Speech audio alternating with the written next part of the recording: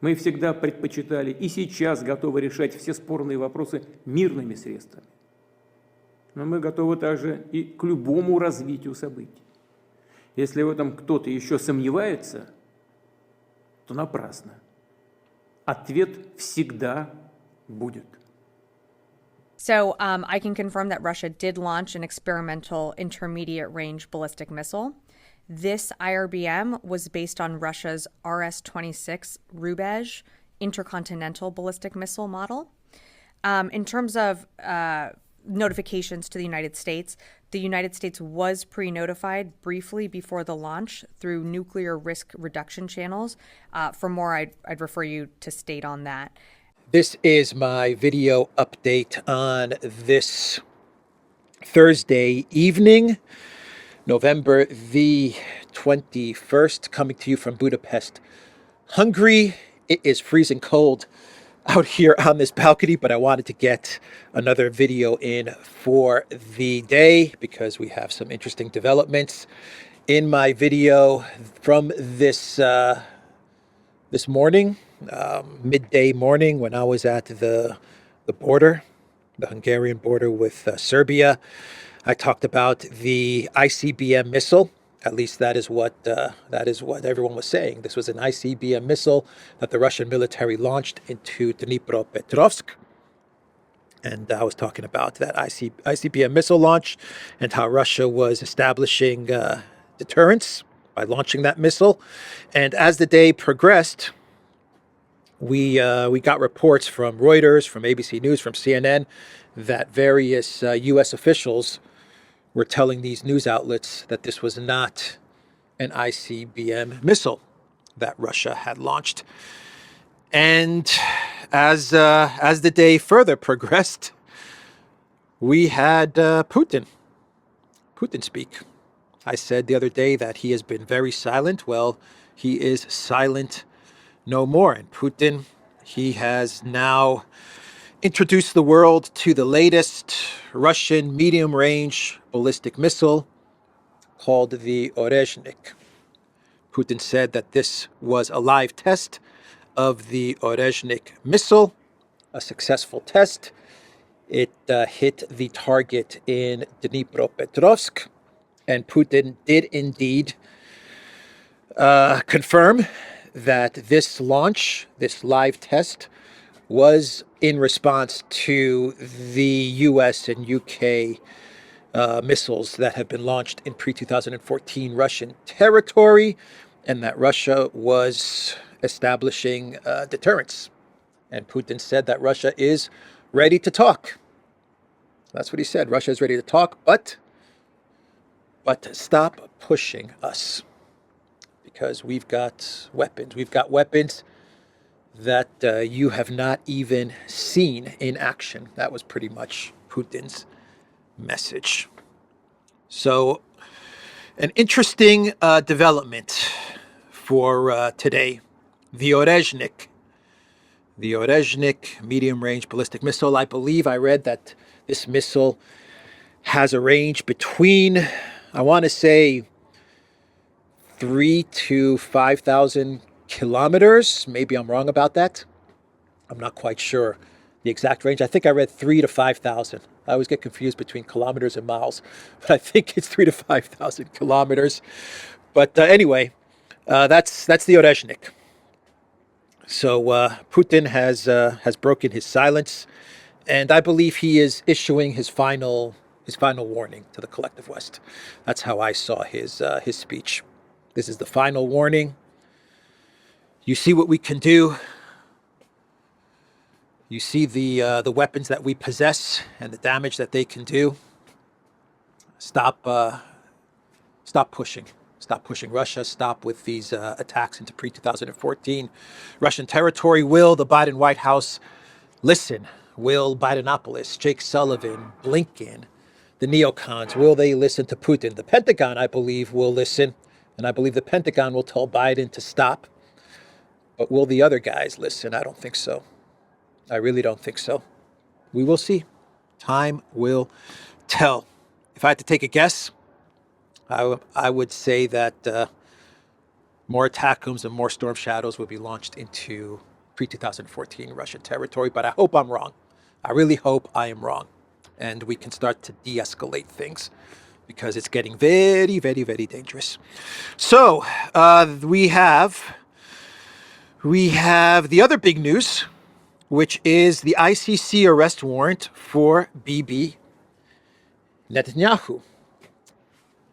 They are issuing an arrest warrant not only for Netanyahu, but also for Gallant as well. They also issued an arrest warrant for one of the Hamas leaders. I forgot the guy's name. But the big story is the arrest warrant for Netanyahu and for Gallant. Yeah, the ICC, they're toast. They are toast. In my opinion, the ICC lost its legitimacy when they went after Putin. When they went after Putin, they were done. I think I'm on record saying that. And about a year later, I think the ICC is toast because the U.S. is not going to like this, the U.S. government. And I believe the soon-to-be majority Senate leader, John Tume? John Tume or Jim Tume, I forgot. Tume, I believe is the guy's name. Anyway, he came out with a statement and he basically said that the ICC is going to pay a heavy price for this. The U.S. has so many ways to demolish the ICC. They can stop funding. They can tell the EU to stop funding, Europe to stop funding the ICC. They could call, where's the ICC located? In the Netherlands. Is it in The Hague? Yeah. They can call the Netherlands and just order the Netherlands to shut it down. They have so many ways to go after the ICC. They are toast. They're already going after Khan. Khan, the wrath of Khan. Yeah, they're already going after him with sexual misconduct allegations. So, yeah, the ICC is done, man. They are done. They went after Putin, and that's when I said these guys are toast. But they're now going after Netanyahu. They're toast. They are toast. But they did issue the arrest warrant for Netanyahu, and Jungle Joseph Borrell and EU officials, they actually are on record now saying that if Netanyahu travels to Europe, to EU member states, I believe all of them are signed up to the Rome Statute, they have to arrest Netanyahu. Yeah, right. That is never going to happen. They're never going to arrest Netanyahu. The ICC is going to be no more. I don't know what they're going to do to it. I don't know how they're going to do this, but forget about the ICC. Forget about it. That's what you get for going after Putin. International Criminal Court. Anyway, we have that development. Zelensky was on Fox News, and he said that Crimea cannot be captured. That is what Zelensky said. We cannot spend dozens of thousands of our people so that they perish for the sake of Crimea coming back, the Ukrainian leader replied. However, he added that we understand that Crimea can be brought back diplomatically. No, it can't. It can't be brought back diplomatically. It's never going to be captured. And I find it interesting that Zelensky says that we cannot send soldiers to die in order to capture Crimea while he is sending tens of thousands of soldiers into Kursk on this ridiculous Kursk PR debacle. What started out as a stupid plan to capture the Kursk nuclear power plant has now turned into a 3 or 4 month debacle where he has sent tens of thousands of Ukrainian soldiers to be annihilated by the Russian military. 30,000 casualties, I believe, in Kursk from the 3-month incursion. So Zelensky is saying that Crimea, he just can't send the Ukraine military into Crimea. Anyway, that is what Zelensky said. Let's do one more story as I freeze out here on this beautiful balcony. You can see the Parliament building lit up. St. Stephen's, the Danube, fantastic, Budapest.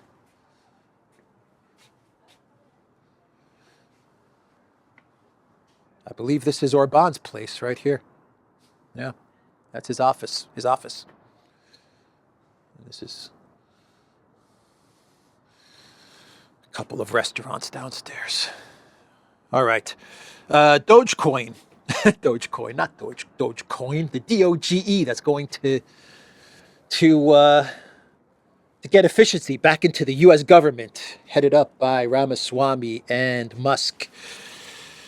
They're telling the Wall Street Journal, or at least the Wall Street Journal is saying that they know what the plan is. Elon Musk and Ramaswamy, the DOGE plan to reform government. Basically, DOGE is going to go after NGOs. NGOs, that is what they are going to go after. The government, the Department of Government Efficiency. They are going to go after NGOs and other institutions that receive money from the U.S. government, especially international organizations. That is the plan, or at least that's going to be the first step of the plan. Bad news if you're Ukraine, because a lot of the money that gets sent to Ukraine and goes through the washing machine is via these non-governmental institutions and organizations and NGOs, all these things that are operating not only in Ukraine, but all over the world. That is where a lot of the regime changes happen. That is where a lot of the color revolutions take place. And that is what Musk and Ramaswamy are going to go after. All right, let's get to a clown world before the clown world. German bankruptcies are up 23% year on year. Way to go, Germany. Deindustrializing. Olaf Scholz, Habeck, and Annalena 360. All right, the clown world for today is that Nikki Haley is going after Tulsi Gabbard. That's right, Nikki Haley, she is saying that Tulsi Gabbard should not be in the Trump administration. She's saying that Tulsi Gabbard is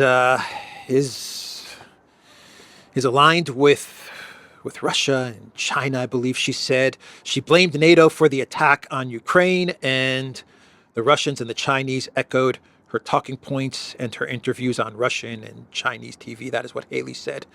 Nikki Haley was speaking on some sort of podcast. This is the same bird brain Nikki Haley that signed missiles, Israeli missiles, remember that? The Nikki Haley that Vivek Ramaswamy completely demolished in the debates. Remember when Vivek said that I bet Nikki Haley could not name 3 regions in Ukraine that she wants to go to war over, and Nikki's face was just a blank stare, because she could not name any regions in Ukraine. Yeah, that's the Nikki Haley that is now going after Tulsi Gabbard. Give me a break. And Malay, I'm not sure when this photo was taken, but I think this is a new photo. Milei met with Maloney, and he gave Maloney a Malay action figure with a chainsaw. Is that right? Is this AI? I don't know anymore. But wow, that's pretty weird. He really likes that chainsaw thing, doesn't he? He really likes that chainsaw thing. Podolyak, who is this? Who's this leader in Argentina with big electric knife? I like this guy. That's a chainsaw, Mr. President. Anyway, that's the video, everybody. We'll see how long he'll remain as president. The Russians don't consider him president of Ukraine. Anyway, that's the video. The Duran.locals.com. We are on Rumble, ODYSEE, BitChute, Telegram, Rockfin, and X. Go to the Duran shop, pick up some merch, and like this video, share this video, subscribe to this channel. I will catch everybody tomorrow. Take care.